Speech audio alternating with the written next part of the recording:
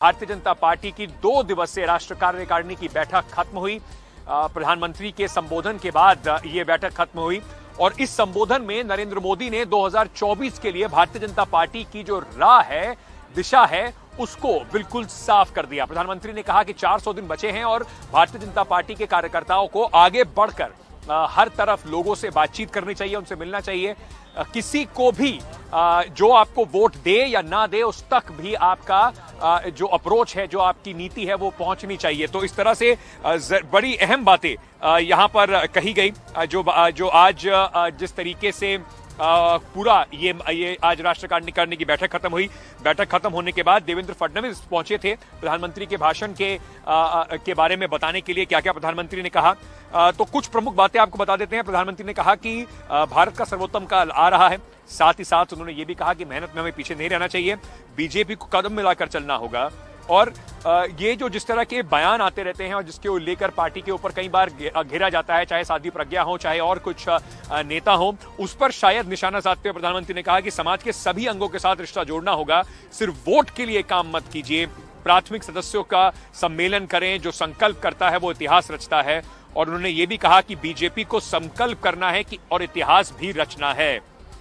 इसी पर जब देवेंद्र फडणवीस यहां पर पहुंचे और उन्होंने बताया कि प्रधानमंत्री नरेंद्र मोदी ने क्या क्या बातें कही हैं, तो कहीं ना कहीं एक कोशिश दिखाई पड़ी कि प्रधानमंत्री को एक बहुत बड़े विश्व स्तर के नेता, एक स्टेट्समैन के तौर पे पेश किया जाए। चुनावों से ज्यादा उन्हें जोड़ के ना देखा जाए। बीजेपी की इलेक्शन मशीनरी की जो बात होती है उससे प्रधानमंत्री को अलग करके एक बड़े स्टेट्समैन के तौर पर, एक बड़े लीडर के तौर पर पेश किया जाए। पहले आपको सुनवाते हैं कि देवेंद्र फडणवीस ने इस पर क्या कहा। केवल वोट की चिंता मत कीजिए, वोट के लिए ये सारी चीजें मत कीजिए। हमें देश और समाज को बदलना है, ये हमारा कर्तव्य है। कोई वोट दे या न दे, अगर हम इस सामाजिक काम को आगे करते जाएंगे, लोगों को जोड़ते जाएंगे, तो लोग हमारे साथ जुड़ेंगे। इसलिए कोरी राजनीति का विचार न करते हुए हम समाज नीति को लेकर किस प्रकार से अपने देश के इस अमृत काल को नए रूप से परिभाषित कर पाए, इसकी ओर भारतीय जनता पार्टी ज्यादा ध्यान दे। चलिए तो सीधे चलते हैं मेरे सहयोगी रवीश रंजन के पास। लगातार पिछले 2 दिनों से यहां से सारी खबर जो थी बीजेपी के खेमे से, वो आपके लिए लेकर आ रहे हैं। रवीश, थोड़ा समझने की कोशिश करते हैं इसको।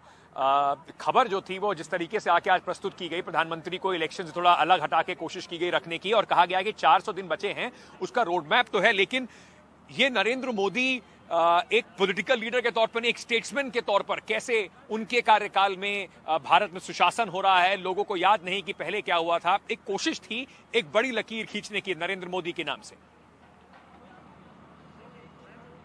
हाँ जी बिल्कुल अंकित, क्योंकि सारी सियासी बातें और संगठन की बातें तो जेपी नड्डा कर चुके थे। अब नरेंद्र मोदी अपने आप को एक स्टेट्समैन के तौर पर प्रोजेक्ट करना चाहते थे और समापन जो भाषण रहा उसमें यही लगा कि बहुत भावनात्मक भाषण था उनका, एक बहुत ही देश से जोड़ने वाला एक भाषण था।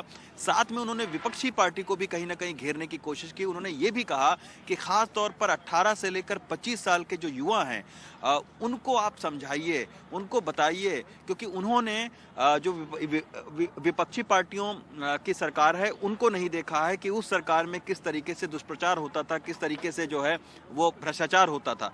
तो उन सरकारों के कामों को, उनके भ्रष्टाचारों को भी नई पीढ़ी को बताइए, ये भी उन्होंने साथ में कहा। साथ में उन्होंने ये भी कहा कि जो बॉर्डर के इलाके हैं उनमें भी रचनात्मक काम करने की जरूरत है। जो बॉर्डर के गांव हैं वहां पर भी आप जाइए, उनसे मिलिए, उनको जोड़िए। एक चीज उन्होंने और भी कही कि युवा जो कार्यकर्ता हैं, जो युवा लोग हैं और अपने जो कार्यकर्ता अभियान है, जो छोटे कार्यकर्ता हैं जो बिल्कुल प्राथमिक सदस्य लेते हैं, उनका भी आप अधिवेशन करिए। तो कहीं ना कहीं सारे समाज के सारे तबकों को जोड़ने की जो है उनकी एक बात थी और उसको जो है वो कार्यकर्ताओं को संदेश दिया। साथ में नेताओं को भी संदेश दिया कि बिना वजह के आप जो है बयानबाजी ना करें, रचनात्मक काम में आप ज्यादा अपना वक्त बिताइए।